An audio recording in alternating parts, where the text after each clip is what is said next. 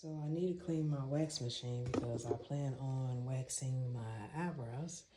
So this is the wax that I've been having in here since I bought it, and I've been having this for a good while.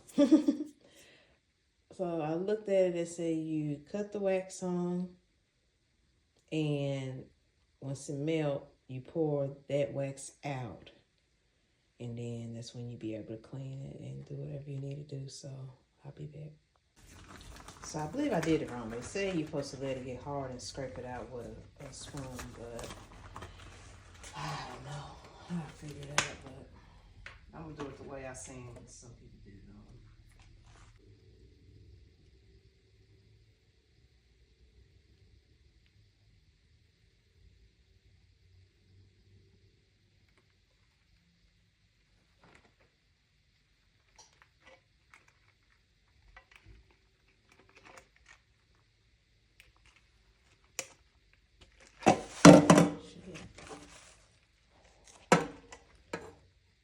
Yeah, I don't think I really did was just melted the